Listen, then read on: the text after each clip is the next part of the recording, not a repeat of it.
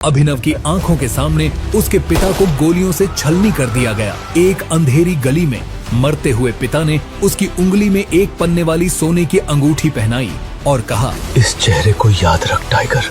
उस रात के बाद अभिनव अनाथ हो गया। अनाथालय में पला बढ़ा। 18 साल की उम्र में बाहर निकला, अकेला, कंगाल, बेसहारा। नौकरी डिलीवरी बॉय। तनख्वाह इतनी कम कि 60 रुपए की पेस्ट्री भी सोच समझकर खरीदनी पड़ती थी। लेकिन एक चीज थी जो अभिनव को जिंदा रखती थी, वैभवी, उसकी गर्लफ्रेंड, उसकी इकलौती खुशी। जब तक उसने दिल पर छुरा नहीं चलाया, अपने ही बर्थडे पर सबके सामने वैभवी ने अमीर देवेन का हाथ पकड़ लिया। मैं कब तक एक लूजर के साथ रहूंगी, ये मेरे स्टैंडर्ड का नहीं है। और तभी उसने देवेन को अपनी बाहों में ले लिया। ये देखकर अभिनव टूट गया और वो शराब पीकर सुनसान सड़क पर बेहोश होकर गिर पड़ा। और यहीं से अभिनव की जिंदगी का खेल पलटा। तभी अभिनव को सड़क से उठाकर किसी ने उसे एक अनजान लड़की के बिस्तर पर लिटा दिया। और जब सुबह आंख खुली तो उसके बगल में सोई हुई थी अनन्या सिंह, शहर के सबसे ताकतवर खानदान की लड़की। उसने उसे थप्पड़ मारा और बोली, वो कौन? कुछ समझ पाता इससे पहले वहाँ उसके दादा हरदेव पाल सिंह आए और दोनों को साथ में देखकर का फरमान सुनाया, ये लड़का अब से मेरा दामाद है।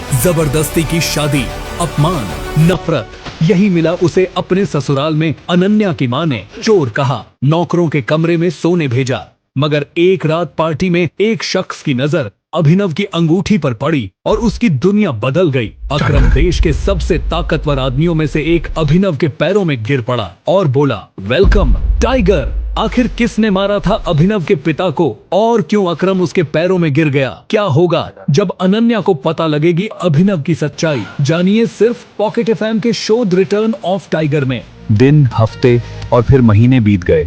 अभिनव अब अनन्या के घर में एक नौकर की तरह रहने लगा।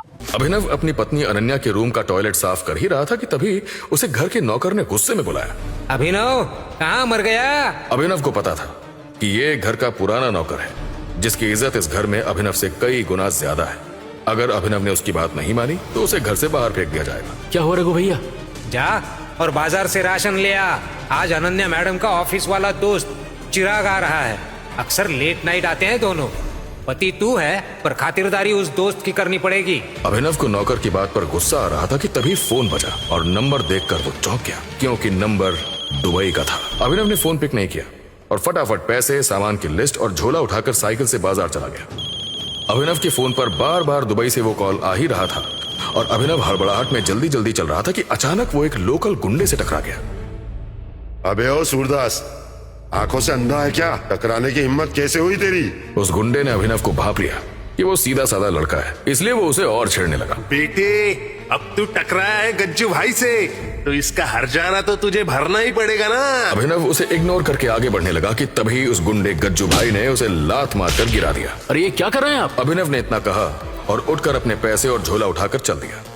पर तभी उस लोकल गुंडे के आदमियों ने अभिनव को घेर लिया और उनमें से एक कालिया बोला, अबे ये तो वही घर जमाई है जिसकी खूबसूरत और अरबपति बीवी है। इसके घर में तो मेरा भाई नौकर है। अभिनव इस इंसल्ट को बर्दाश्त करके फिर सर झुकाकर आगे जाने लगा। लेकिन तभी कालिया ने उसकी कॉलर पकड़ी और बोला, आज तो हम इसे किडनैप करके इसकी बीवी को अपने अड्डे पर बुलाएंगे और पार्टी मनाएंगे अनन्या के साथ। ये सुनकर सभी गुंडे ठहाके मारकर हंसने लगे कि तभी अभिनव का फोन फिर से बजा। बार बार फोन को बजता देख कालिया ने अभिनव का फोन उससे छीन लिया और बोला, क्या बे, तेरी छमिया अनन्या का फोन है क्या? जरा मैं भी तो उसकी आवाज सुनूं। इतनी स्वीट है उसकी वॉइस। ये फोन दुबई से ही था जिसे अभिनव इग्नोर कर रहा था और कालिया को इस कॉल को उठाने से मना कर रहा था। देखो, जो करना है कर लो, पर प्लीज फोन मत उठाना। ऐसा बोलते ही कालिया ने जरा भी देर नहीं की और उसने फोन उठाकर हेलो कहा। Hello Ananya baby. पर इसके बाद उस फोन पर कालिया से सामने वाले ने जो कहा उसे सुनकर कालिया थर थर कांपने लगा और पसीने पसीने होकर अभिनव के सामने लोट लगाकर बोलने लगा, मेरे बाप, मुझे माफ कर दो, मैं आपको पहचान नहीं पाया। कालिया के ऐसा बोलते ही सारे गुंडे अभिनव के सामने नतमस्तक हो गए कि तभी धूल उड़ने लगी और सबने आसमान में देखा कि एक हेलीकॉप्टर नीचे उतर रहा था। और तभी अभिनव ने कहा, उफ, मना क्या था, फोन मत उठाओ, अब पता चल गई ना उन्हें लोकेशन। इतना कहते ही अभिनव उनमें से एक गुंडे की बाइक लेकर निकल गया और हेलीकॉप्टर आसमान में मंडराता रहा।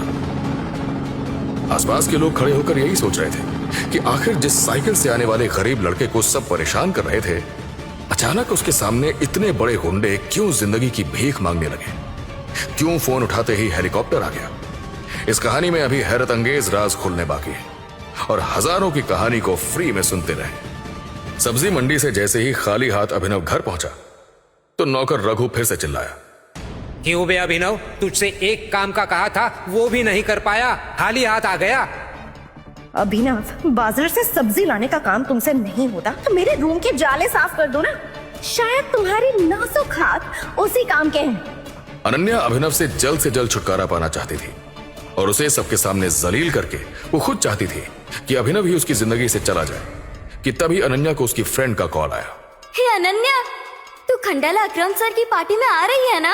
अपने कॉलेज के सारे फ्रेंड्स वहाँ आएंगे। यार काजल, मेरा मूड नहीं है। अनन्या, माफिया किंग अकरम सर का इनविटेशन है, ना कहने का ऑप्शन ही नहीं है। तुझे आना है और हम सब अपने हस्बैंड के साथ आ रहे हैं। तुझे भी अपने उस घर जमाई को साथ लाना है। तुझे उससे छुटकारा पाने के लिए मौका मिल जाएगा। वहाँ माफिया वर्ल्ड के कई लोग आने वाले हैं। यस, अभिनव को रास्ते से हटाने का यही सही मौका है।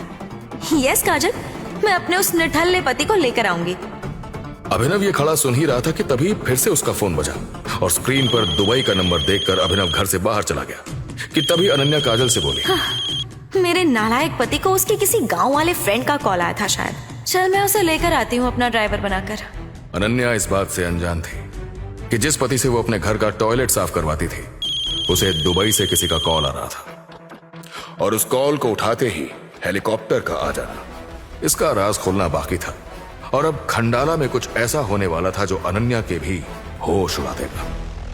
अगले दिन अनन्या अभिनव को लेकर कार से खंडाला आ गई कि तभी होटल को देखकर अभिनव की आंखें फटी की फटी रह गई और अनन्या बोली, तुम्हारे खानदान के शायद तुम एक लौते ऐसे इंसान होंगे जो इतनी बड़ी होटल में पैर रख रहा है। ये कहकर अनन्या होटल के ओपन एरिया लॉन में चली गई। अभिनव भी अनन्या के पीछे चलता है कि तभी वहां अनन्या के कॉलेज के बिगड़ैल रईसजादे दोस्त उसे मिले और उनमें से राज नाम का घमंडी लड़का जो अनन्या पर पहले से ही लाइन मारता था, उसने अनन्या को नीचा दिखाने के लिए कहा, हे अनन्या, तुम अपने हस्बैंड की जगह पे अपने नौकर को साथ में लेकर आई हो ट्रिप पे? यही है मेरे हस्बैंड अभिनव। अभिनव के सिंपल से कपड़े देखकर अनन्या के फ्रेंड्स और उनके हस्बैंड मुंह बनाने लगे और आज जो होने जा रहा था उसका उन्हें अंदाजा भी नहीं था। और तभी होटल का मैनेजर आया और बोला, एक्सक्यूज मी, अकरम सर की पार्टी शाम को है तो अभी का लंच और ड्रिंक आप अपने एंड से पे कर सकते हैं। गाइस, आज अभिनव को उसकी औकात बता देंगे। आज इस होटल में उससे बर्तन ना मंजवा दिए तो फिर देखना। राज अभिनव को बेइज्जत करके अनन्या के साथ आज फ्लर्ट करना चाहता था, इसलिए वो आज अभिनव को नीचा दिखाने का कोई मौका नहीं छोड़ना चाहता था। पर अभिनव के चेहरे पर कोई शिकन नहीं थी। वो शुरू से लेकर अब तक बिल्कुल शांत था। ये देखकर राज के मन में डाउट हुआ। एक डिलीवरी बॉय की सैलरी इतनी तो नहीं हो सकती कि वो लाखों का खाना अफोर्ड कर सके। अभिनव तो वैसे भी अनन्या के टुकड़ों पर पलने वाला कुत्ता है। जैसे ही वेटर मेन्यू कार्ड लेकर आया तभी आर्यन नाम के लड़के ने अभिनव को फंसाने के लिए अनाउंस कर दिया, गाइस, अभिनव आज के खाने का बिल भरेगा। नो, मैंने ऐसा नहीं कहा था। Hey guys, let's clap for Abhinav. 6,000 रुपए पर मंथ की सैलरी वाला द ग्रेट अभिनव, जो आज हमारा लाखों का बिल पे करेगा। अभिनव को समझ ही नहीं आया कि ये 1 मिनट में अचानक से क्या हो गया। हे राज, तुम तो बॉक्सिंग के चैंपियन थे कॉलेज टाइम में। क्यों ना अभिनव से तुम्हारी एक फाइट हो जाए? खाना आने तक तुम लोगों का एंटरटेनमेंट भी हो जाएगा। ये सुनते ही सबके कान खड़े हो गए।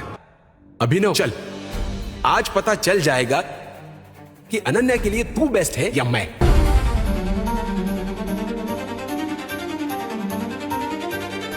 अभिनव जवाब तो देना चाहता था पर उसने दांत पीसते हुए बॉक्सिंग रिंग में कदम रखा। राज भी तैयार होकर बॉक्सिंग रिंग के अंदर आ गया। वहां दूसरी तरफ आर्यन और उसके दोस्त महंगी ड्रिंक्स और खाना ऑर्डर करने लगे। बेटा, ये 1.5 लाख का वाइन देना तो।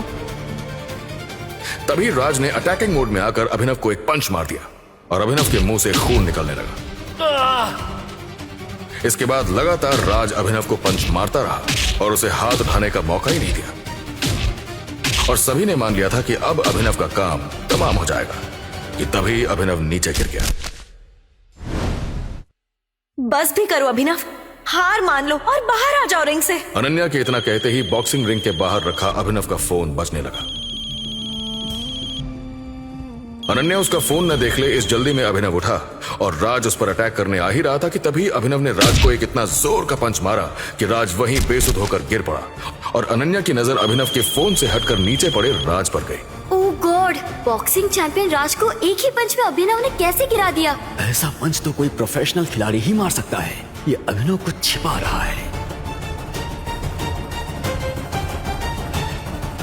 तभी अभिनव बाहर आया और उसने अपने फोन को उठाकर अपनी जेब में रख लिया कि तभी राज को होश आया और वो चुपचाप आके अपनी सीट पर बैठ गया। और तभी आर्यन ने राज से कहा, कोई बात नहीं राज, अभिनव ने वहां हरा दिया तुझे, पर खाने का बिल हमने इतना बढ़वा दिया है कि उसकी 7 पीढ़ी भी बिल नहीं भर पाएंगी। उसके बाद उसके हारते ही तू अनन्या के साथ सारी भड़ास निकाल लेना। ये रहा आपका बिल सर, जो है 5,40,000। अरे अरे कोई बात नहीं, हमारे अभिनव साहब के पास पैसे हैं बिल भरने के लिए, दो ही नहीं बिल पे करेंगे। पर तभी अभिनव को देखकर वो वेटर थोड़ा कंफ्यूज हो गया। उसके कपड़ों से उसने उसे तुरंत जज कर लिया था। तभी वेटर ने कहा, सर प्लीज रिसेप्शन पर आइए। तभी पीछे से काजल ने कहा, ध्यान रखना ये भाग ना जाए। अचानक होटल के मेन डोर पर कुछ Z+ सिक्योरिटी गार्ड्स आ गए और सबका ध्यान उस तरफ चला गया।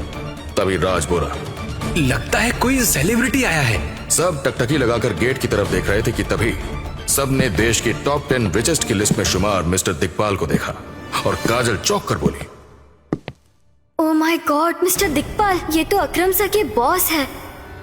इनसे मिलने के लिए सालों वेट करना पड़ता है।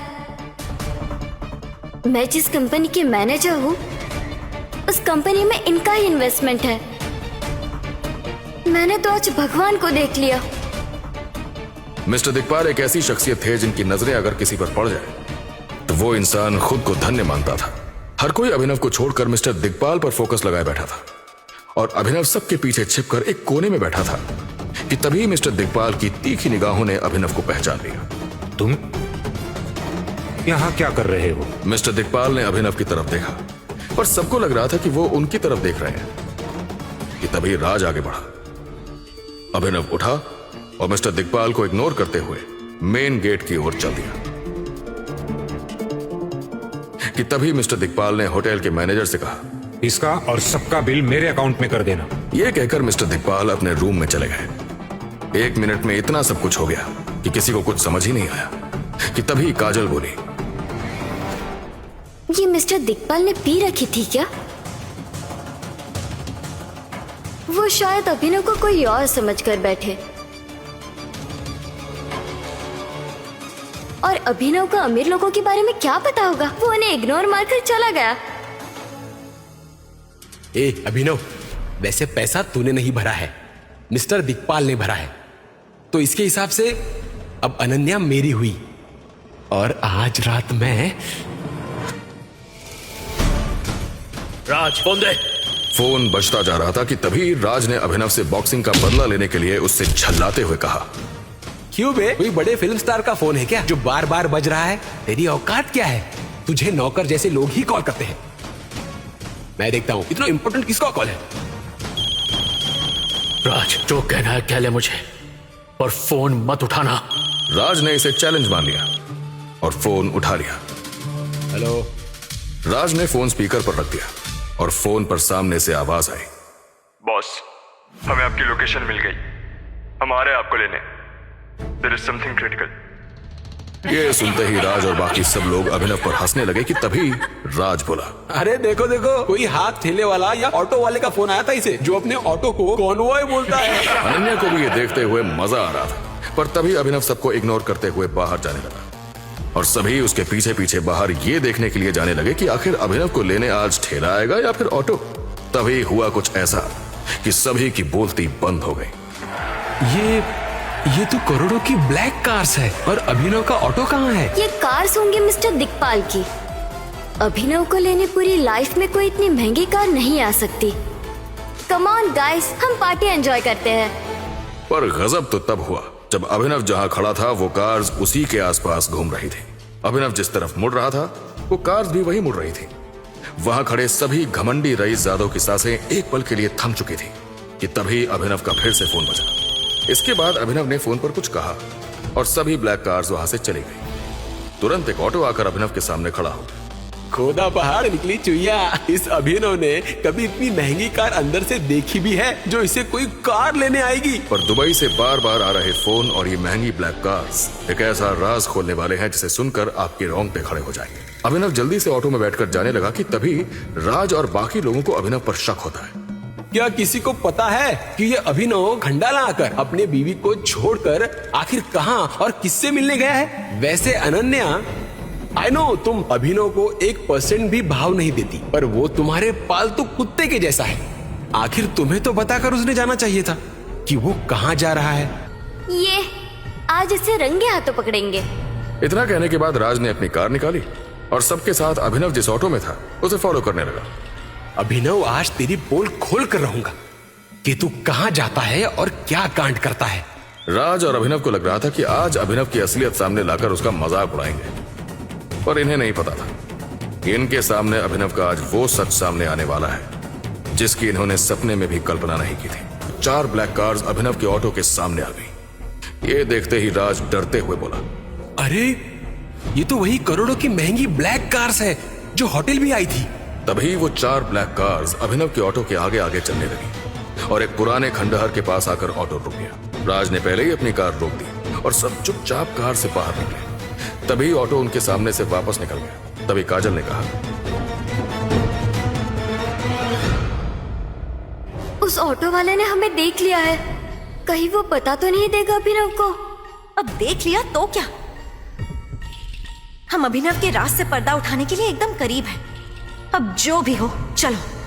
ऐसा कहकर सब अभिनव का पीछा करते हुए खंडहर में पहुंच गए। तभी वहां का नजारा देख सब लोग सन्न रह गए। Oh my God! आखिर ऐसा क्या देखा उन्होंने वहां? किसका आ रहा था अनाथ और गरीब अभिनव को दुबई से कॉल, और क्यों आ रही थी वो 4 महंगी ब्लैक कार्स बार बार? क्या है अभिनव का दुबई से कनेक्शन? क्यों कमिश्नर ने दी गरीब अभिनव को गन? आखिर क्या होने जा रहा है इस सनसनीखेज कहानी में और कितने राज खुलने बाकी हैं? तो बिना देरी किए पॉकेट एफएम ऐप डाउनलोड कीजिए और सुनिए the return of tiger Hindi में।